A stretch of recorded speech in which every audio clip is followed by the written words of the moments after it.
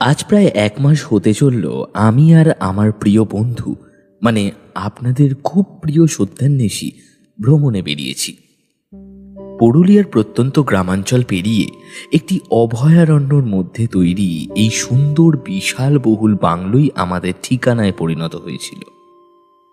এখানকার কোনো এক রাজা এটার প্রতিষ্ঠাতা।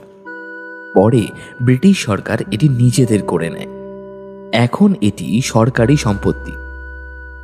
লালবাজারের বড়বাবুর দৌলতে আজ প্রায় ১ মাস ধরে আমরা দুজন এখানে আয়েশ করছি। অবশ্য এটা ওনার একটা পদ্ধতি, যার দ্বারা উনি ব্যোমকেশের কিছু ঋণ শোধ করার চেষ্টা করছেন। যাই হোক, আজ অনেকদিন পর খালি আমি আর আমার বন্ধুটি কোথাও একলা বের হয়েছি। তার কারণ অবশ্য যথাযথ। খোকার বিদ্যালয়ে বাৎসরিক পরীক্ষা চলছে, তাই সত্যবতী আর খোকা বাড়িতেই রয়ে গেছে। গত কয়েক মাস ধরে কাজের খুব বেশি চাপ ছিল আমার কাগজে আর ব্যোমকেশের সত্যের খোঁজে। যদিও বেশিরভাগ রহস্যই সাধারণ খুন, চুরি, জোটচুরি, কোনোটাই সেরকম বর্ণনা করে লেখার মতো নয়। তারপর এই ভ্রমণের পরিকল্পনা। আরও কিছুদিন হয়তো এখানেই থেকে যেতাম, কিন্তু আমার বন্ধুটির বাড়ির প্রতি মন ছুট দিল। যদিও সেটা বাড়ির প্রতি না সত্য সন্ধানের আকর্ষণের প্রতি, সেইটা বলা খুব কঠিন। আমরা বাড়ি পৌঁছেই যেটা আবিষ্কার করলাম সেটা দেখে অবশ্য ব্যোমকেশের মন পুরো চটপটে আর উৎফুল্ল হয়ে গেল। বিষয়টি হলো, একটি চিঠিতে ব্যোমকেশের উত্তরবঙ্গের মালবাজার সংলগ্ন বড় দিঘি অঞ্চলে যাওয়ার কথা বলা হয়েছে। সেখানকার জমিদারের একটি বহুমূল্য হিরে খোয়া গিয়েছে। চিঠিটির লেখা নায়েব গোবিন্দ মশাইয়ের ছিল। নায়েব গোবিন্দ মশাই সংক্ষিপ্তভাবে চিঠিতে লিখেছেন, নমস্কার ব্যোমকেশবাবু, আমাদের জমিদার শচীন দেবের লোহার সিন্দুক থেকে তার পূর্বপুরুষের সম্পত্তি বহু মূল্যবান গোলাপি হিরে চুরি হয়ে গিয়েছে। জমিদার শচীন দেবের শোবার ঘরের পাশে একটি ছোট্ট চোরা কুঠরি আছে, তারই ভেতরে বিলিতি কুলুপ দেওয়া আয়রন চেস্ট, এবং সেই লোহার চেস্টের মধ্যে একটি গুপ্ত কোটরে রূপার একটি কৌটোর মধ্যে সেই হিরেটি ছিল। সেই হিরেটি চুরি গিয়েছে। অভূতপূর্ব আশ্চর্য ঘটনা। হিরেটি ৭ পুরুষ আগের, অর্থাৎ ৭ পুরুষ ধরে দেববংশে ছিল ওই সম্পত্তিটি। জমিদার শচীন দেব অত্যন্ত মুষড়ে পড়েছেন। ৭ পুরুষ ধরে সতর্ক দৃষ্টি দিয়ে একটি জিনিস আগলে এনে আজ সেটি চুরি হয়ে গেছে, তাই শচীন দেবের মনের অবস্থা ভালো নেই। পুলিশে সংবাদ দেবার কথা মেজবাবুকে বলতে তিনি বললেন, পুলিশ এ ব্যাপারে কিছুই করতে পারবে না, আমরা কিছুই বুঝে উঠতে পারছি না। তখন আমি আপনার কথা মেজবাবুকে বলি, ব্যোমকেশবাবু, আপনি আমাদের এখানে এসে ওই গোলাপি হিরেটিকে খুঁজে দিয়ে আমাদের বাধিত করুন। চিঠিসহ ১০০ টাকা পাঠালাম। আপনার সাবেক আগমনের অপেক্ষায় আমরা উদ্গ্রীব হয়ে থাকব। আপনার অপেক্ষায় নায়েব গোবিন্দ সামন্ত। ব্যোমকেশ চিঠিটা পড়ে আমার দিকে বাড়িয়ে দিল। আমি পুরো চিঠিটা পড়ে নিয়ে ব্যোমকেশকে বললাম, কি ভাবছো ব্যোমকেশ, যাবে নাকি ওখানে? হাতে তেমন কোনো কাজ তো নেই, চলো একটু ঘুরে আসা যাবে। তার উপর আগাম টাকা যখন পাঠিয়েছে তখন যেতে কোনো ক্ষতি তো নেই। আরে আমি ওখানে গিয়ে কি করব? তোমাকে ডেকেছে, তুমিই যাও। অজি, তেমন সুযোগ হাতছাড়া করতে নেই, বুঝলে? একবার ভেবে দেখো, জমিদার বাড়ি, গ্রাম্য পরিবেশ, গোলাপি হিরে, চুরি, না গেলে পরে আফসোস করতে হতে পারে। আমার যে একেবারে ইচ্ছে ছিল না তা কিন্তু নয়, তবুও একটু আমতা আমতা করে যেতে রাজি হয়ে গেলাম।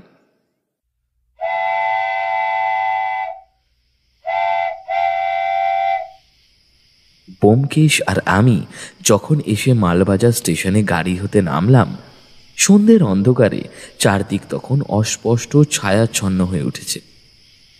স্টেশনে নায়েব গোবিন্দবাবু নিজেই আমাদের জন্য অপেক্ষা করছিলেন। ব্যোমকেশ আর আমি এক 3rd ক্লাস কামরা হতে নেমে স্টেশন মাস্টারের হাতে টিকিট দুটো দিয়ে ইতস্তত তাকাতে তাকাতে এগিয়ে চললাম স্টেশনের বাইরে। যাত্রী আমরা দুজন ছাড়া আর একজনই মাত্র। স্টেশনটি ছোট্ট, একটি প্ল্যাটফর্ম লাল সুরকিতে ঢালা।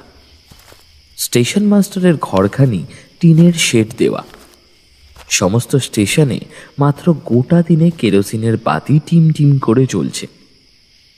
উত্তরবঙ্গের একটি জায়গাগুলো খুব মনোরম প্রকৃতির, মানুষজন, আবহাওয়া সবই অন্যরকম। স্টেশন পেরিয়ে অল্প লোকালয়, তারপরেই গ্রাম্য পরিবেশ, আর একটু এগুলেই বন জঙ্গল। স্টেশনের প্ল্যাটফর্মের একপাশে একটা ঝাঁকড়া পাতাবাহার গাছ, তাতে অজস্র সাদা গোলাপি পাতা ধরেছে। আশপাশের বাতাস মাতাল হয়ে উঠেছে। গোবিন্দবাবু সেই গাছটার নিচেই এক পাশে চুপ করে দাঁড়িয়ে আমাদের জন্য অপেক্ষা করছিলেন। হীরা চুরির ব্যাপারটা আগাগোড়াই গোপন করে রাখা হয়েছিল। একমাত্র জমিদার বাড়ির লোক ছাড়া আর কেউই তেমন জানত না। আমরা স্টেশনের বাইরে বেরিয়ে আসতেই তিনি আমাদের কাছে এসে বললেন, নমস্কার। বলে গোবিন্দবাবু আমাদের সামনে এগিয়ে এলেন। অন্ধকারে সহসা অপরিচিত কণ্ঠস্বর শুনে দুজনেই থমকে দাঁড়ালাম। আপনি? ব্যোমকেশ তীক্ষ্ণ দৃষ্টিতে গোবিন্দবাবুর দিকে তাকালো। আমার নাম গোবিন্দ সামন্ত, আমি শচীনবাবুর সদর নায়েব। নমস্কার। আমি আপনাকে চিঠি দিয়েছিলাম। আপনার সাথে তো আজ প্রায় 10 বছর পর দেখা। আমাকে মনে হয় আপনার মনে নেই। ব্যোমকেশ হাত তুলে এতক্ষণে প্রতি নমস্কার জানালো। হ্যাঁ, আপনি ঠিকই বলেছেন। 10 বছর আগে একটি রাতে আমি আর তখনকার আপনাদের দারোগা বাবু আপনাদের বাড়িতে আশ্রয় গ্রহণ করি। সেই এক রাতের কথা আজ এতদিন পরে খুব পরিষ্কার মনে নেই, তবে আপনাকে আমি এখন খুব ভালো করেই চিনতে পারছি। আপনাদের তো আগে ট্রেনে আসার কথা ছিল না? হ্যাঁ, কিন্তু একটা জরুরি কাজে আটকে পড়েছিলাম। আমরা সকলে কথা বলতে বলতে স্টেশনের বাইরে এসে দাঁড়ালাম। স্টেশনের বাইরে প্রকাণ্ড একটা কৃষ্ণচূড়া গাছ। অন্ধকারে বাতাসে তার পাতায় পাতায় কিরকম অদ্ভুত শিপ শিপ শব্দ হতে থাকে।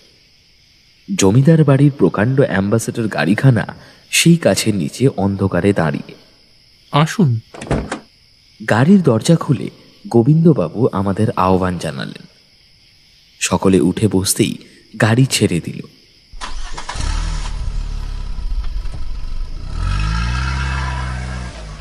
হেডলাইট জ্বালিয়ে গাড়ি ছুটে চলল গ্রাম্য জঙ্গলের পথ ধরে। অন্ধকারাচ্ছন্ন জঙ্গলের মেঠো পথ, উঁচু নিচু আঁকা বাঁকা। পথের দুপাশে নানা জাতীয় বুনো গাছপালা। অন্ধকারে যেন ভূতের মতো ঘাপটি মেরে বসে আছে। কোথাও গাছের পাতায় পাতায় জোনাকির প্রদীপ জ্বলে আর নেভে, নেভে আর চলে। কোথাও বাঁশ ঝাড়ের সরু পাতায় পাতায় রাতের হাওয়ার হিস হিস শিপ শিপ শব্দ জাগায়। কোথাও বনফুইয়ের ও কাঠমল্লিকার তীব্র উগ্র গন্ধ বাতাসে ভেসে আসে। গাড়ি এগিয়ে চলে। ব্যোমকেশী প্রশ্ন করল, সমস্ত ঘটনাটা যদি আমাকে একবার খুলে বলেন গোবিন্দবাবু, তাহলে একটু সুবিধে হয়। ব্যাপারটা যে কেমন করে ঘটল তা আজও আমরা বুঝে উঠতে পারছি না। এ যেন স্বপ্নেও বিশ্বাস করা যায় না ব্যোমকেশবাবু। কর্তার শোবার ঘরের পাশেই ছোট্ট একটা চূড়া কুঠুরিতে বিলেতি কুলুপে আঠা আয়রন চেস্টেই ছিল সেই হিরেটি। পাটের কিস্তির টাকা দেওয়ার তারিখ সেদিন। আগের দিন সেই টাকা আমি আর কর্তাবাবু দুজনে মিলে আয়রন চেস্টে রেখে আসি। সেদিনই আমি সর্বপ্রথম হিরিটা দেখি। কানাঘুষায় শুনেছিলাম বটে জমিদারবাবুদের এক অদ্ভুত গোলাপি হিরে আছে, কিন্তু চোখে দেখবার সৌভাগ্য কোনোদিনই হয়নি। সেই প্রথম দেখলাম, মানে কর্তাবাবুই আমায় দেখালেন। কতদিন শচীনবাবুর ওখানে চাকরি করছেন আপনি গোবিন্দবাবু? হঠাৎ ব্যোমকেশ কথার মধ্যে প্রশ্ন করে। তা বছর 13 তো হবেই। তারপর? গোবিন্দবাবু আবার তার বক্তব্য শুরু করতে যাবেন, হঠাৎ আবার ব্যোমকেশ বলে উঠল, আচ্ছা, ওদের যে এই বহুমূল্য গোলাপি হীরাটা আছে, এ কথা তো খুবই গোপনীয়, তাই না? হ্যাঁ, কিন্তু সেদিন কর্তা নিজেই টাকা রাখবার সময় রূপোর কৌটো হতে হিরেটা বের করে আমায় বললেন, গোবিন্দ, এই আমাদের গোলাপি হীরা। আমাদের এক পূর্বপুরুষ নবাবের কাছ হতে সৎকার যে পুরস্কার স্বরূপ এটা পেয়েছিলেন। সত্যি এত চমৎকার হিরে আমি আগে কখনো দেখিনি। সন্ধ্যের অস্পষ্ট আলোয় একটা অদ্ভুত চাপা দ্যুতি যেন সে হীরের ভেতর থেকে ঠিকরে বেরিয়ে আসছে। চোখ যেন একেবারে ঝলসে যায়। খুব কম হলেও হিরেটার দাম মোটামুটি 50-60 হাজার টাকা তো হবেই। কর্তা বলতে লাগলেন, গোবিন্দ, এই গোলাপি হীরাই আমাদের ঘরের লক্ষ্মী, বুঝলে? তারপর আবার আমার সামনেই সে হিরেটি সিন্ধুকে বন্ধ করে চাবি লাগিয়ে দিলেন এবং আমরা ঘর হতে বেরিয়ে এলাম। পরের দিন এই বেলা 11টার সময় আমি কর্তাবাবুর কাছে কিস্তির টাকা চাইতে গেলাম। কর্তাবাবু বললেন, চলো আয়রন চেস্ট হতে বের করে তোমায় টাকা দিয়ে গে। কিন্তু আয়রন চেস্ট খুলতে গিয়ে তার চাবিটা খুঁজে পাওয়া গেল না। তাই তো, চাবিটা কোথায় গেল? ভয়ানক চিন্তার বিষয়। কর্তাবাবু বিছানার নিচে যেখানে সাধারণত চাবিটা থাকে সেখানে ও অন্যান্য সম্ভাব্য অসম্ভাব্য সমস্ত জায়গা তন্ন তন্ন করে চাবি খোঁজা হলো, কিন্তু চাবিটা কোথাও পাওয়া গেল না। কর্তাবাবু একেবারে পাগলের মতো হয়ে উঠলেন। কি হলো গোবিন্দ, চাবি কোথায় গেল? তাই তো বাবু, আমিও তো কিছুই বুঝতে পারছি না। আপনার ঠিক মনে আছে তো চাবিটা অন্য কোথাও রাখেননি? না না, আমার পরিষ্কার মনে আছে। কাল সিন্ধুকে টাকা রাখবার পর আর কি সিন্ধুক খুলেছিলেন? না গোবিন্দ। তারপর হঠাৎ যেন চিন্তিতভাবে বললেন, আচ্ছা গোবিন্দ, মনের ভুলে কাল চাবিটা ও ঘরেই ফেলে রেখে আসিনি তো? কি জানি, চলুন একবার না হয় দেখাই যাক। ড্রয়ার হতে সে সিন্ধুকের ঘরের চাবি নিয়ে দরজা খুলে ঘরে পা দেওয়ার সঙ্গে সঙ্গেই একটা অস্ফুট চিৎকার করে বাবু পিছিয়ে এলেন। বাবুর পশ্চাতেই আমি ছিলাম। আশ্চর্য হয়ে শুধলাম, কি হলো? সর্বনাশ, এ কি, সিন্ধুক খোলা কেন? অস্ফুট কণ্ঠে বলে ওঠেন কর্তাবাবু। তাড়াতাড়ি ঘরে ঢুকে সিন্ধুকের কাছে এগিয়ে গেলাম দুজনে। সত্যি সিন্ধুকের ডালা খোলা। কর্তাবাবু তাড়াতাড়ি পরীক্ষা করবার জন্য সিন্ধুকের সামনেই বসে পড়লেন। আমি বললাম, দেখুন আগে কিছু চুরি গেছে কিনা। দেখা গেল 5,000 করে 3 থাকে 15,000 টাকার নোট, মানে পাটের কিস্তির টাকা একটি রূপোর কৌটোর মধ্যে সাজানো ছিল, সেটা ঠিকই আছে। আর কিছু টাকা দ্বিতীয় থাকে একটি রূপোর কৌটোয় সাজানো ছিল, সেটিও ঠিক আছে। দরকারি দলিলপত্র কিছুই চুরি যায়নি। আশ্চর্য, সিন্ধুক খোলা অথচ কিছুই চুরি যায়নি। একটি স্বস্তির নিঃশ্বাস ফেলে বললাম, আপনি হয়তো কাল মনের ভুলে সিন্ধুক আটকাতে ভুলে গিয়েছিলেন। দেখুন তো বাবু, হিরেটি ঠিক আছে কিনা। কর্তা আমার কথা শুনে তাড়াতাড়ি কৌটোটা খুললেন আর সাথে সাথে বলে উঠলেন, সর্বনাশ! দেখা গেল রূপোর কৌটোটা শূন্য, গোলাপি হিরেটা নেই। অস্ফুট চিৎকার করে কর্তাবাবুর মাথায় হাত দিয়ে একেবারে বসেই পড়লেন। সত্যি, কি আশ্চর্য! নগদ টাকা কড়ি দলিলপত্র সব আছে, নেই কেবল গোলাপি হিরেটা। চোর সব ফেলে রেখে কেবল হিরেটাই নিয়ে গেল। অনেকক্ষণ পরে ক্ষীণ কণ্ঠে কর্তা ডাকলেন, গোবিন্দ, এ কি হলো গোবিন্দ? এই আমার কি হলো? আমিও তো কিছু বুঝতে পারছি না বাবু। তাই তো, এ যে একেবারে ভৌতিক কাণ্ড। সমস্ত খুচরো টাকা দলিলপত্র সব ঠিক আছে, গেল কিনা সেই হিরেটি? চোর মাত্র হিরেটি নিয়েই সরে পড়ল। সব রইল, গেল কেবল হিরেটাই। সত্যি ভারী আশ্চর্যের কথা তো। ব্যোমকেশ মৃদু হাসতে হাসতে বলল, এত আশ্চর্য হবার কিছু নেই অজিত। যে হীরাটা চুরি করেছে তার হয়তো টাকার চাইতে হীরাটারই বেশি প্রয়োজন ছিল। কিন্তু হিরেটাও তো সে নিয়েছে নিশ্চয়ই টাকার জন্যই। না না অজিত, টাকার জন্য হীরা অপহরণ করা হয়নি, হীরের জন্যই হীরেটা অপহৃত হয়েছে। কি বলছো ব্যোমকেশ? ঠিকই বলছি। আরও কিছুক্ষণ পরে গাড়ি এসে জমিদার বাড়ির গেটে প্রবেশ করল। প্রকাণ্ড ফুলের বাগান, তার মধ্যে দিয়ে প্রশস্ত কাঁকর ঢালা পথ একেবারে গাড়ি বারান্দা পর্যন্ত চলে গেছে। গাড়ি হতে নেমে গোবিন্দবাবুর পিছু পিছু ব্যোমকেশ ও আমি একেবারে শচীনবাবুর ঘরে গিয়ে প্রবেশ করলাম। শচীনবাবু সেখানেই আমাদের জন্য অপেক্ষা করছিলেন। ঘরে তখন আলো জ্বলে উঠেছে। হিরে চুরির পর শচীনবাবু যেন একেবারে মুচড়ে পড়েছেন। ঘরের মধ্যে প্রবেশ করে গোবিন্দবাবু ডাকলেন, বাবু, কে? ব্যোমকেশবাবু এসেছেন। শচীনবাবু শয্যার ওপর উঠে বসলেন, বললেন, আসুন আসুন, বসুন। ব্যোমকেশ আর আমি দুখানা চেয়ারে বসলাম। শচীনবাবু বললেন, আমার নায়েবের মুখে কিছু কিছু হয়তো শুনেছেন আপনারা। অত্যন্ত ক্লান্তি ও অবসন্নতা তার কণ্ঠের স্বরে যেন প্রকটিত হচ্ছে। তারপর একটু থেমে শচীনবাবু আবার বললেন, হীরাটা চুরি যাবার পরে আমার একেবারে পাগল হয়ে যাবার উপক্রম হয়েছে ব্যোমকেশবাবু। হয়তো হয়তো কেন, নিশ্চয়ই পাগল হয়ে যাব হীরা যদি না পাওয়া যায়। গোবিন্দই আপনার কথা বলায় আপনাকে ডেকে আনিয়েছি।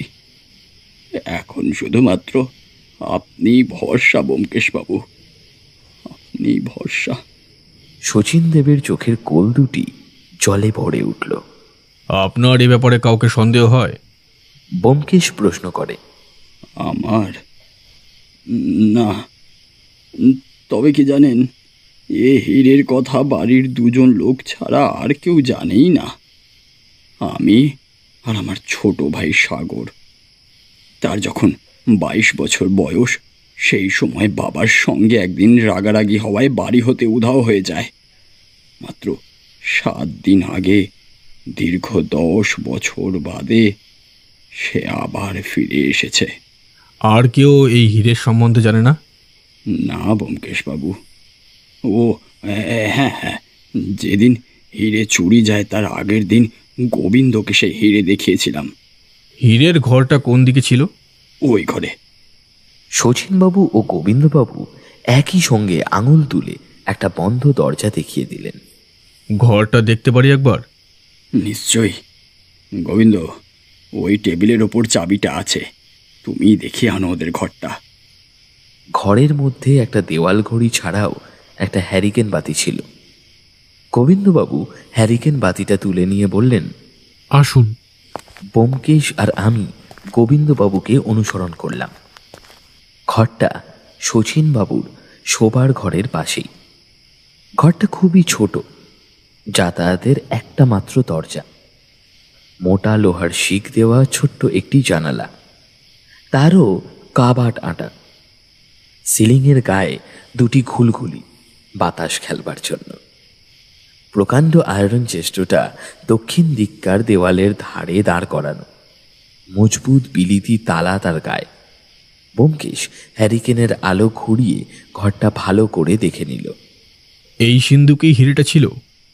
আজ্ঞে। আচ্ছা, সিন্দুকটা একবার খুলুন তো। গোবিন্দবাবু শচীনবাবুকে ডেকে এনে সিন্দুক খোলালেন। সিন্দুকটা দেখে সকলে বাইরে চলে এলাম। ততক্ষণে রাতের খাবার পরিবেশন করা হয়ে গিয়েছে। নিন ব্যোমকেশবাবু, একটু কিছু খেয়ে নিন, তারপরে বাকি কথা হবে। আমি, ব্যোমকেশ, শচীনবাবু ও গোবিন্দবাবু পাশাপাশি চেয়ারে বসলাম। খাওয়া দাওয়ার পর দু একটি কথা বলে আমরা উঠে পড়লাম। আপনাদের থাকবার ব্যবস্থা করা হয়েছে। গোবিন্দ আপনাদের ঘরে নিয়ে যাবে, আর কোনো অসুবিধা হলে আপনারা গোবিন্দকে নির্দ্বিধায় বলবেন, ওই সব ব্যবস্থা করে দেবে, কেমন? শচীনবাবু আমাদের থেকে বিদায় নিয়ে চলে গেলেন। আমরা গোবিন্দবাবুর সাথে এগিয়ে গেলাম। যেতে যেতে গোবিন্দবাবু বললেন, কতগুলো কথা আপনাকে জানানো উচিত ব্যোমকেশবাবু। হ্যাঁ, বলুন, কি বলতে চান? তারপর গোবিন্দবাবু যা বললেন তার মর্ম হলো এই।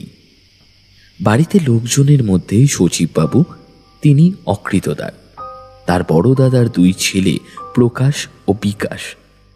শচীনবাবুরা 3 ভাই, শচীনবাবুর বড় দাদা আর বৌদি মারা গিয়েছেন আজ অনেক দিন আগে। শচীনবাবুর বাবার জীবিত অবস্থায় তার ছোট ভাই সাগরবাবু বাড়ি হতে পালিয়ে যান। তাই মৃত্যুকালে তিনি তার পলাতক পুত্রের সম্পত্তির ভার শচীনবাবুর হাতেই দিয়ে যান। এখন সমস্ত সম্পত্তির সমান অংশীদার তিনজন। সাগরবাবু যখন বাবার সঙ্গে রাগারাগি করে বাড়ি হতে পালিয়ে গেলেন এবং 5 বছরের মধ্যেও ফিরলেন না, তখন শচীনবাবুর বাবার উইল করে প্রকাশ ও বিকাশকে 1 অংশ ও 2 অংশের ভার শচীনবাবুর হাতে দিয়ে গেলেন এবং বলে যান যদি কোনোদিন সাগরবাবু ফিরে আসেন তবে সম্পত্তির 1 অংশ সাগরবাবু পাবেন, আর যদি একান্তই না ফেরেন তবে ওই সম্পত্তির সমান ভাগ প্রকাশ এবং বিকাশবাবু পাবেন। দীর্ঘ 10 বছর পরে সাগরবাবু ফিরে এলেন। শচীনবাবু বহুকাল পরে ভাই পেয়ে খুশি হলেন। সাগরবাবু ফিরে আসার 2 দিন পরের কথা। একদিন গোবিন্দবাবু সন্ধ্যার অল্প পরে কি একটা জরুরি কাজে শচীনবাবুর সঙ্গে দেখা করবার জন্য ওপরে গিয়েছিলেন। দেখলেন শচীনবাবুর ঘরের দরজাটা ভেতর হতে বন্ধ। ঘরের ভেতর কাদের চাপা তর্ক বিতর্কের আওয়াজ পাওয়া যাচ্ছে। গোবিন্দবাবুর কৌতূহল হল। তিনি ঘুরে ওপাশের বারান্দা দিয়ে শচীনবাবুর ঘরের পেছন দিকে চলে গেলেন। সেখানে জানলার পেছনে গিয়ে দাঁড়ালেন। শচীনবাবু ও সাগরবাবুর গলা শোনা গেল। টাকা আমি কোথায় পাবো? সামনেই পাটের কিস্তি। সে তুমি যেখানেই পাও, আমার দেখা দরকার নেই তো। আমার 50,000 টাকা চাই। এতদিন তুমি একা একা সব বিষয়ে সদ্ভোগ করে এসেছো দাদা, এখন তো সেই চালাকি খাটবে না। টাকা আমায় দিতেই হবে, যেখান থেকে হোক, যেমন করেই হোক। তাতে যদি তোমার পাটের কিস্তি ভেস্তেও যায় তো যাক, তাতে আমার কোনো যায় আসে না। আর আর টাকা যদি না দিই? কি বললে? না দিই? কি ছেলে খেলা পেয়েছো দাদা? হ্যাঁ, শোনো দাদা, টাকা যখন আমার চাই আর তোমার হাতেও যখন টাকা নেই, তোমায় একটা উপায় বাতলে দিতে পারি, যদি ভালো বোঝো। তা কি শুনি? আমাদের পূর্বপুরুষের গোলাপি হিরেটা সিন্ধুকেই আছে তো নাকি? সেটা বিক্রি করলে তো প্রায় 60-70 হাজার টাকা পাওয়া যাবে। সেটাই না হয় বিক্রি করে দাও। এ তুই কি বলছিস সাগর? ঠিকই বলছি। হিরেটা সিন্ধুকে রেখে দিলেই বা কি লাভটা হচ্ছে শুনি? তুই কি জানিস না ওটা আমাদের সংসারের লক্ষ্মী? All nonsense. দূর হয়ে যা মূর্খ নেশাখোর, 1 পয়সাও তুই পাবি না। নেশাখোর আমি, সত্যি আমি নেশাখোর। আর অধঃপতের পথে নেমেছি বলেই আজ আমার এই দুর্দশা। না হলে টাকা আমি পথের ধুলোর মতোই দেখতাম। হ্যাঁ, কিন্তু টাকা আমার চাই। শোনো দাদা, এই বিষয় সম্পত্তির ওপর আমার এতটুকুর লোভ নেই। বিষয় সম্পত্তি সব আমি তোমায় লিখে দিতে রাজি আছি, কিন্তু 50,000 টাকা আমার চাই, আর সেটা পরশুর মধ্যেই চাই। এই আমার শেষ কথা। টাকা যদি না পাই তবে ওই গোলাপি হিরে যেমন করেই হোক আমি নিয়ে গিয়ে বিক্রি করে টাকা জোগাড় করে আনবো। বলতে বলতে পাশের দরজা ঠেলে সাগরবাবু বেরিয়ে গেলেন ঘর থেকে। এরপর সকলেই কিছুক্ষণ চুপচাপ। তারপর এক সময় হঠাৎ ব্যোমকেশী প্রশ্ন করে, হিরেটা চুরি যায় কবে গোবিন্দবাবু? যেদিন 2 ভাইয়ের তর্কাতর্কি হয় তার ঠিক পরের রাতে। প্রকাশবাবু কি হীরের কথা জানতেন? না, হিরে চুরি যাওয়ার পর শোনেন। আর বিকাশবাবু? তিনিও। কথা বলতে বলতে আমরা আমাদের ঘরের সামনে এসে পৌঁছলাম। আমাদের ঘর দেখিয়ে গোবিন্দবাবু বিদায় নিয়ে চলে গেলেন। গোবিন্দবাবু চলে গেলে আমি ব্যোমকেশকে বললাম, কি বুঝছো ব্যোমকেশ? একটা আশার আলো দেখা যাচ্ছে, তবে এখনো ঠিক বলতে পারছি না। তোমার কার ওপর সন্দেহ হচ্ছে বলো তো? অজিত, সন্দেহ তো প্রত্যেকের ওপরই হচ্ছে। কেন? কারণ প্রত্যেকেরই স্বার্থ আছে এতে। আর তাছাড়া সন্দেহ করাই তো আমাদের প্রথম কাজ, বুঝলে? কিন্তু এখন আর কথা নয়, চলো শুয়ে পড়ি। শরীরে অনেক ধকল গিয়েছে। অগত্যা আর কথা না বলে আমরা শুয়ে পড়লাম। পরের দিন সকালে প্রথমেই ব্যোমকেশ সাগরবাবুর ঘরের দিকে চলল। সাগরবাবু তখন বিছানায় শুয়ে একটা বই পড়ছিল। ব্যোমকেশ গিয়ে ঘরে প্রবেশ করল। ভদ্রলোকের চেহারাটা রোগা, মুখটা ভেঙে গেছে, চোখে মুখে একটা সুস্পষ্ট অত্যাচারের চিহ্ন। ব্যোমকেশের পদশব্দে বিছানা থেকে উঠেই সাগরবাবু প্রশ্ন করলেন, কে আপনি? হ্যাঁ, কি চান? নমস্কার জানিয়ে পরিচয় দিয়ে ব্যোমকেশ বলল, আপনাকে একটু বিরক্ত করতে এলাম সাগরবাবু। সাগরবাবু ভ্রু দুটো কুঁচকে বললেন, তা তো দেখতেই পাচ্ছি, কিন্তু মশাইয়ের এই অধমের কাছে কি প্রয়োজন? তা বলুন তো। প্রয়োজন একটা আছে বই কি, কিন্তু আপনি প্রথম থেকেই যেভাবে চটে যাচ্ছেন এতে বলতে ভরসা হচ্ছে না ঠিক। হ্যাঁ, আচ্ছা আমি একটু ব্যস্ত, যা বলবার তাড়াতাড়ি বলুন। আপনাদের পূর্বপুরুষের আমলের গোলাপি হিরেটা চুরি গেছে শুনেছেন বোধহয়। ও, আপনি বুঝি সেই টিকটিকি? বলতে বলতে সাগরবাবু উচ্চস্বরে হো হো করে হেসে উঠলেন। ঘরের ছেলে ঘরে ফিরে যান মশাই, যেটা চুরি গেছে সেটা ফিরে পাওয়ার জন্য চুরি হয়নি। হীরা তো হীরাই, আপনি ওই হীরার টিকিটারও সন্ধান পাবেন না। আর জিজ্ঞেস করবেন তো হীরা চুরির ব্যাপারে আমি কিছু জানি কি না, তার উত্তর জানাচ্ছি, না, কিচ্ছু জানি না। শুনেছেন? কিচ্ছু জানি না। এখন যেতে পারেন। কিন্তু হিরে চুরি যাওয়ার আগের দিন রাত্রে কোনো একটা বিষয় নিয়ে শচীনবাবু মানে আপনার দাদার সঙ্গে আপনার বচসা হয়েছিল, তাই না? সে নিশ্চয়ই আপনার মনে আছে। বলে ব্যোমকেশ তীক্ষ্ণ দৃষ্টিতে সাগরবাবুর মুখের দিকে তাকালো। এবারে সাগরবাবুও তীক্ষ্ণ দৃষ্টিতে ফিরে তাকালেন ব্যোমকেশের দিকে। কে বলল আপনাকে? আমি জানি, লুকিয়ে কোনো লাভ নেই। আর এও আমি জানি যে অসৎ পথে অসৎভাবে জীবনযাপন করতে গিয়ে বাইরে আপনার বিস্তর দেনা, এবং সেই জন্যই বর্তমানে আপনার বিস্তর টাকারও দরকার, তাই তো? সাগরবাবু কটমট করে ব্যোমকেশের দিকে তাকালেন, তারপর বলে উঠলেন, আপনি তো আচ্ছা অভদ্র লোক মশাই। যান যান, আপনার যদি আরও কাজ থাকে গিয়ে করুন, গিয়ে যান, অযথা বিরক্ত করবেন না। ব্যোমকেশ কোনো প্রশ্ন না করে সাগরবাবুর ঘর থেকে বেরিয়ে আসলো। এরপর শচীনবাবুর বড় দাদার ছেলে বিকাশের সঙ্গে দু চারটে কথা বলল ব্যোমকেশ। কথা বলে জানা গেল বিকাশ সাধারণত কলকাতাতেই হোস্টেলে থেকে পড়ে, ছুটিতে এখানে এসেছে। ছেলেটি যেমন সাদাসিধে তেমনই নিরীহ বলেই আমার মনে হলো। বিকাশবাবুর কাছ থেকে বিদায় নিয়ে নিচে নেমে আমাদের দেখা হলো প্রকাশবাবুর সাথে। প্রকাশবাবু লোকটিকেও আমার নিরীহ বলেই মনে হলো। শচীনবাবুর জন্তু জানোয়ার পোষবার খুব শখ। খাঁচা ভর্তি নানান জাতীয় পাখি, ময়ূর আর কুকুর, খরগোশ প্রভৃতি। নিচে বাগানের দিকে একটা হল ঘরের মতো আছে, সেইখানেই পশু পাখিগুলো থাকে। একজন মালি আছে, সেই এইগুলো দেখাশোনা করে। ঘরের মাঝখানে একটা বাঁধানো চৌবাচ্চা, সেটা লম্বায় প্রায় হাত তিনেক, পাশেও হাত দুই হবে, গভীর প্রায় হাত দেড়েক। তার মধ্যে নানা জাতীয় মাছ। ঘুরতে ঘুরতে ব্যোমকেশ আর আমি সেই ঘরে এসে ঢুকলাম। শচীনবাবু চৌবাচ্চার পাড়ে দাঁড়িয়ে জলের মধ্যে খাবার খুঁড়ে দিচ্ছিলেন, আর মাছগুলো টুপটুপ করে গিলে নিচ্ছিল। ব্যোমকেশের পদশব্দে শচীনবাবু মুখ তুলে তাকিয়ে বললেন, এই যে আসুন মিস্টার বক্সি। কি করছেন? এই মাছগুলোকে খেতে দিচ্ছি।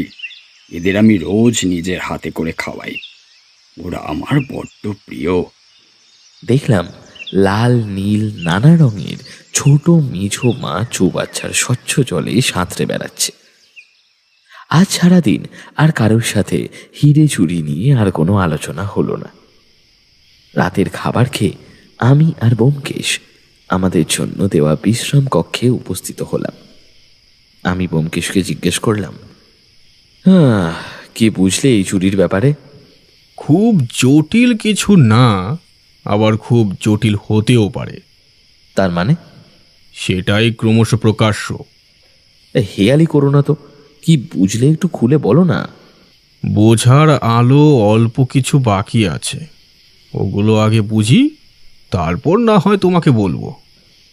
আমার প্রিয় বন্ধুটি যে রহস্য উদ্ঘাটন সেরে ফেলেছে তা আমি বেশ ভালোই বুঝতে পেরেছি।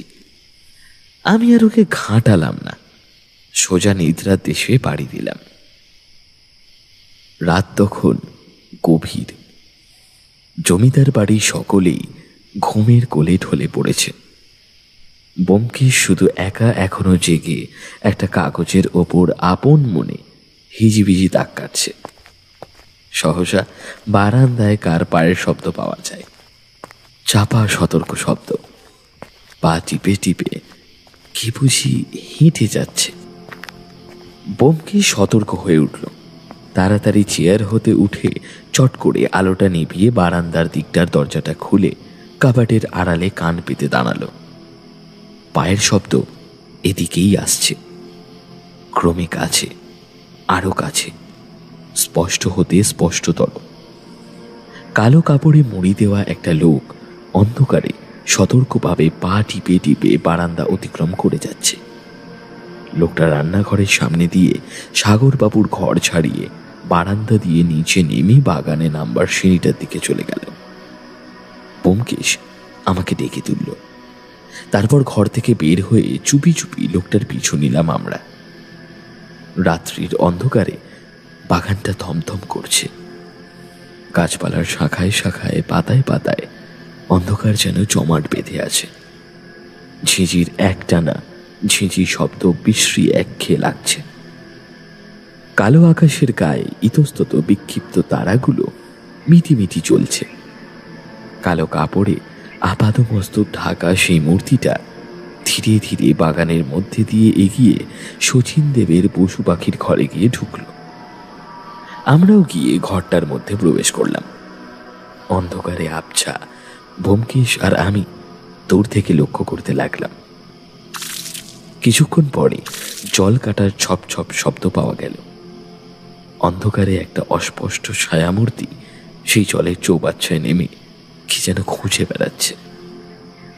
লোকটি কি খুঁজছে? মাছ ধরছে কি? হ্যাঁ, তাই। যেসব মাছ ধরা পড়ছে সেগুলো মাঝে মাঝে আঁধারে ছটফট করে উঠছে। মূর্তিটা আবার মাছগুলোকে ছেড়ে দেয়। এইভাবে অনেকক্ষণ ধরে খোঁজার পর বোধহয় একটা মাছ ধরে সেটা একটা বস্ত্রের মধ্যে পুড়ে লোকটি চৌবাচ্চা থেকে উঠে পড়ল। লোকটা পুনরায় সেই সিঁড়ি দিয়ে বেয়ে উঠে বারান্দা দিয়ে বিকাশের ঘরে ঢুকে ভেতর থেকে দরজাটা আটকে দিল। পরের দিন সকালে শচীনবাবুর ভাইপো বিকাশকে আর কোথাও পাওয়া গেল না। একটা চিঠি পাওয়া গেল শুধু। চিঠিতে লেখা ছিল, বড় কাকু, আমি চললাম। কোথায় যাচ্ছি বা কেন যাচ্ছি তার জানালাম না, আমার খোঁজ করো না। হতভাগ্য বিকাশ। এই কটি কথাই মাত্র চিঠিতে লেখা। শচীনবাবু চিঠিটা হাতে করে ব্যোমকেশকে খোঁজ করতে করতে তাকে এসে পশু পাখির ঘরে আবিষ্কার করলেন। ব্যোমকেশ এক দৃষ্টে চৌবাচ্চাটার সামনে দাঁড়িয়ে কি যেন দেখছিল। এই যে শচীনবাবু, আসুন আসুন। কি দেখছেন ব্যোমকেশ বাবু? আপনার মাছগুলো। বলতে বলতে হঠাৎ ঘুরে দাঁড়িয়ে প্রশ্ন করে, আচ্ছা শচীনবাবু, চৌবাচ্চায় কটা মাছ ছিল আপনার মনে আছে? নিশ্চয়ই, একটা মেজো 10টা ছোট। কিন্তু কেন বলুন তো? না না, এমনি। কিন্তু আমাকে খুঁজছিলেন কেন বললেন না তো? বিকাশ পালিয়েছে। সে কি? হ্যাঁ, এই দেখুন। চিঠিটা শচীনবাবু ব্যোমকেশের হাতে দিলেন। ব্যোমকেশ চিঠিটা দুবার পড়ল, তারপর চিঠিখানি আবার শচীনবাবুর হাতেই ফিরিয়ে দিল। ঘণ্টাখানেক বাদে ব্যোমকেশ সোজা গোবিন্দবাবুর ঘরে গিয়ে হাজির হলো। গোবিন্দবাবু। কে? ও, মিস্টার বক্সি, কি খবর? দুপুরের গাড়িতে আমি যাব গোবিন্দবাবু, সেই রকম বন্দোবস্ত করে দিন। গোবিন্দবাবু যেন কতকটা আশ্চর্য হই ব্যোমকেশের মুখের দিকে তাকালেন। ব্যোমকেশ বুঝতে পেরে হেসে বললেও, ভয় নেই, আপনাদের হিরে পাওয়া গিয়েছে। পাওয়া গেছে? বিস্ময়ে গোবিন্দবাবু একেবারে যেন নির্বাক হয়ে গেলেন। আমিও ব্যোমকেশের মুখের দিকে তাকালাম। এমন সময় একজন ভৃত্য ঘরে প্রবেশ করে বলল, আগে নায়েব মশাই, ছোটবাবু এক্ষুনি 10টার ট্রেনে চলে যাবেন। কি একটা জরুরি কাজের জন্য আপনাকে একটিবার ডাকছেন, শীঘ্র চলুন। ভৃত্যের কথায় ব্যোমকেশ চমকে ফিরে তাকালো। কে চলে যাবেন? ভৃত্যকে জিজ্ঞেস করে ব্যোমকেশ, কিন্তু জবাব দিলেন গোবিন্দবাবু। ছোটবাবু মানে সাগরবাবু। শীঘ্র শচীনবাবুকে একটিবার ডাকুন গোবিন্দবাবু। আর চলুন, আমরা সকলে ছোটবাবুর ঘরে যাই। সকলেই এসে সাগরবাবুর ঘরে জড়ো হয়েছি। শচীনবাবু, গোবিন্দবাবু, ব্যোমকেশ ও আমি। দেখলাম সাগরবাবু যাওয়ার জন্য প্রস্তুত। শচীনবাবুর মুখের দিকে তীক্ষ্ণ দৃষ্টিতে তাকিয়ে ব্যোমকেশ বললে, আপনার হীরের সন্ধান মিলেছে শচীনবাবু। কই কই? শচীনবাবুর কণ্ঠে একরাশ উৎকণ্ঠা ও ব্যাকুলতা ঝরে পড়ল। সাগরবাবু বিরক্তি মিশ্রিত কণ্ঠে বলল, আপনার এই গল্প শুনবার মতো সময় আমার নেই, আমার ট্রেন ধরতে হবে, খুব জরুরি। বলতে বলতে তিনি সুটকেস ও বিছানার দিকে একটু এগিয়ে গেলেন। ক্ষিপ্র গতিতে সরে এসে ডান পাটা সাগরবাবুর সুটকেসের ওপর তুলে দিয়ে বজ্র নির্ঘোষে ব্যোমকেশ বলল, হ্যাঁ, যাবেন বই কি। গল্প অনেক সময় শুনতে ভালো না লাগলেও শুনতে হয় সাগরবাবু। জানেন না, একটা চলতি কথা আছে, সত্যি অনেক সময় কাল্পনিকের থেকেও বেশি জটিল হয়। সাগরবাবু ক্রুদ্ধ হয়ে ফিরে দাঁড়ালেন এবং বললেন, এসবের মানে কি? মানে অতি সহজ ও সরল। গোলাপি হিরেটা ফিরিয়ে দিয়ে আপনি যেখানে খুশি যেতে পারেন, তাতে আমার এতটুকু আপত্তি নেই মশাই, জানবেন। মুহূর্তে যেন সাগরবাবুর মুখখানা ছাইয়ের মতোই সাদা হয়ে গেল। সামনে যেন ভূত দেখেছেন। পরক্ষণেই সে ভাবটা কাটিয়ে নিয়ে ব্যঙ্গ মিশ্রিত কণ্ঠে বললেন, বলেন কি? আপনার কি ধারণা হিরেটা আমি চুরি করে নিয়ে পালাচ্ছি, তাই তো? না, আপনি হিরে চুরি করেননি বটে, তবে চোরের ওপর বাটপাড়ি করে পালাচ্ছেন এ কথা সত্য। আপনার ওই সুটকেস খুলুন দেখি, হিরে পাওয়া যায় কিনা। সহসা শচীনবাবু এক লাফ দিয়ে সুটকেসের ওপর ঝাঁপিয়ে পড়লেন এবং ক্ষিপ্ত হস্তে সুটকেসটা খুলে ফেলে হাতড়াতে হাতড়াতে একটা সিগারেটের খালি টিনের কৌটোটার মধ্যে হিরেটা তিনি আবিষ্কার করলেন। শচীনবাবু সৎসাহে বলে উঠলেন, পেয়েছি পেয়েছি। এবং পরক্ষণেই সাগরবাবুর দিকে ছুটে এসে রুখে দাঁড়ালেন। বললেন, চোর বদমাস, হিরে চুরি করে পালাচ্ছিস? তোকে তোকে আজই খুন করব।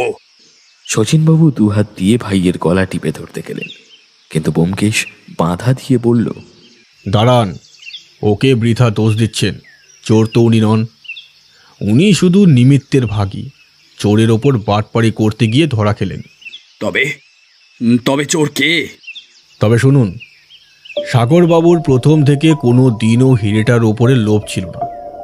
হিরেটা যেদিন চুরি যায় সেদিন সাগরবাবু দুর্ভাগ্যবশত সবই টের পান, কেননা তার পক্ষে সেটা অসম্ভব ছিল না। তার শোবার ঘরের বাথরুমের সঙ্গেই হচ্ছে সিন্দুকের ছোট্ট কুঠুরি। সম্ভবত তিনি হয়তো বাথরুমে গিয়েছিলেন। টাকার বিশেষ প্রয়োজন, তাই দাদার কাছ হতে টাকা কেমন করে পাওয়া যেতে পারে সে চিন্তায় সে রাত্রে তিনি হয়তোবা জেগেই ছিলেন। পাশের ঘরে চাবি দিয়ে সিন্ধুক খোলার শব্দে তিনি উৎকর্ণ হয়ে ওঠেন। চোর শচীনবাবুর ঘরের ভেতর হতে হিরে চুরি করে শচীনবাবুর বাথরুমের ভেতর ঢুকে বারান্দা দিয়ে বের হয়ে সিঁড়ি দিয়ে বাগানে যায়। সাগরবাবু তাকে অনুসরণ করেন। চোর সোজা বাগান দিয়ে শচীনবাবুর পশু পাখির ঘরে গিয়ে ঢোকে এবং মাছের খাবারের মধ্যে হিরেটা পুড়ে সেটা মাছের চৌবাচ্চায় ফেলে দেয়। একটা মাছ খাবারের সঙ্গে সেটা গিলে ফেলে। চৌবাচ্চার মধ্যে নানা আকারের মাছ আছে। ছোট মাছের পক্ষে সেটা গিলে খাওয়া সম্ভব নয়। একটা লাল রঙের মেজো মাছ ছিল, সেটাই হিরেটা গিলে খায়। আগাগোড়া সমস্ত ব্যাপারটাই সাগরবাবু দেখেন। তারপর পরপর 2 রাত্রি সাগরবাবু সেই মাছটি ধরবার চেষ্টা করেন এবং তৃতীয় রাত্রে অর্থাৎ কাল সেই মাছটা ধরে এনে তার পেট কেটে হিরেটা বের করে নেন। কিন্তু তিনিও একটু চালাকি খেললেন। তার ঘর থেকে তিনি বিকাশের ঘরে যান এবং তার জামা কাপড় পরে জলে নেমে মাছ ধরেন, যাতে ভিজে জামা কাপড় বিকাশের ঘরে পেলে আসল চোরের সন্দেহটা বিকাশের ওপর গিয়ে পড়ে। রাতারাতি বিকাশকে মৃত্যু ভয় দেখিয়ে তাকে দেশত্যাগী হতে বাধ্য করেন, যাতে তার ওপর কোনো সন্দেহই আর পড়তে বাকি না থাকে। পাকাপোক্তভাবে বেচারি বিকাশের ওপরে সমস্ত সন্দেহ গিয়ে পড়ে। মজা হয়েছে এইখানেই। আসল যে চোর সে চাইছিল আবার সাগরবাবুর ঘাড়ের সব সন্দেহটা চাপাতে। সকলে স্তব্ধ বিস্ময়ে ব্যোমকেশের কথাগুলো শুনছে। গোবিন্দবাবু প্রশ্ন করলেন। তবে ব্যোমকেশবাবু, আসল চোর কে? বিদ্যুৎ গতিতে ফিরে দাঁড়িয়ে সম্মুখে অঙ্গুলি নির্দেশ করে কঠিন কঠোর কণ্ঠে ব্যোমকেশ বললে, আসল হীরা চোর দুষ্কর্মের হোতা আপনাদের সকলের সামনে হীরার মালিক স্বয়ং শচীন বাবুই। তখন মনে হচ্ছিল যে এর চাইতে ঘরের মধ্যে বজ্রপাত হলেও বোধ হয় সকালটা এতটা চমকে উঠত না। ব্যোমকেশ বলতে থাকে, হিরে আসল যে কে চুরি করেছে সেটা এখানে প্রথম দিন স্টেশনে নেমে গোবিন্দবাবুর মুখে সব কথা শুনেই বুঝতে পেরেছিলাম, এবং এও বুঝেছিলাম চোরের ওপর বাটপাড়ি হয়েছে, নচেত আমার খোঁজ না করে শচীনবাবু পুলিশকেই সংবাদ দিতেন। তারপর শচীনবাবুকে লক্ষ্য করে ব্যোমকেশ বলতে লাগলো, আপনারা হয়তো ভাবছেন কেমন করে জানলাম, সেও খুব সহজেই। হিরেটার প্রতি গোবিন্দবাবুর অহেতুক দৃষ্টি আকর্ষণ করার ব্যাপারটায় পরিষ্কার হয়ে গেল সবকিছু। গোবিন্দবাবুকে আগের দিন হিরেটা দেখিয়ে রেখে নিজে ভালো মানুষটি সেজে খুব চাল চেলেছিলেন শচীনবাবু, কিন্তু আপনার এটা খেয়াল হলো না যে সত্যিই যদি আপনার হিরেটা চুরি যেত, আপনি তাহলে গোবিন্দবাবুর হাতে সব ছেড়ে দিয়ে এমনই নিশ্চিন্তে হয়ে বসে থাকতে পারতেন না। ঘরে আপনি একা সে রাত্রে শুয়েছিলেন, ভেতর হতে দরজা বন্ধ ছিল, সিন্দুকের চাবি পর্যন্ত আপনার কাছে। কে আপনার ঘরে ঢুকতে পারে বলুন তো? রাস্তা কোথায়? যেতে হলে হয় সাগরবাবু কিংবা বিকাশবাবুকে আপনার ঘর দিয়েই যেতে হবে, কিন্তু সেও তো অসম্ভব। অথচ তাদের ঘর পাশাপাশি থাকার দরুন সন্দেহটা তাদের ঘাড়েও যেতে পারা যায়। আর একটা কথা, সাগরবাবুর টাকারই দরকার ছিল। তিনি যদি চুরি করতেন তবে কিস্তির যে 15,000 টাকা ছিল সেটা নিয়েই তো সরে যেতে পারতেন। হিরে তিনি নিতে যাবেন কেন? তাতে যে অনেক হাঙ্গামা হবে তা তিনি নিশ্চয়ই জানেন। শেষটায় অবশ্যই বাধ্য হয়েই শুধু খালি হাতে ফেরার চাইতে হিরেটা চুরি করা শ্রেয় মনে করেছিলেন। দুটো ভুল করেছিলেন শচীনবাবু। প্রথমত, অহেতুকভাবে গোবিন্দবাবুকে হিরেটা দেখিয়ে, আর দ্বিতীয়ত, হিরেটা সরিয়েও টাকাগুলো যথাস্থানে অর্থাৎ সিন্ধুকে রেখে দিয়ে। আচ্ছা, নমস্কার, এখন আমরা আসি। হিরে আপনারা ফিরে পেলেন, দুই ভাইয়ের মধ্যে এখন বোঝাপড়া করুন, আর আমার ফিসটা ইচ্ছে হয় পাঠিয়ে দেবেন। এখন আসি, দেরি হলে ট্রেন ধরা যাবে না। চলুন গোবিন্দবাবু। আমার হাত ধরে ব্যোমকেশ ঘর থেকে বেরিয়ে গেল। গোবিন্দবাবু আমাদের অনুসরণ করলেন।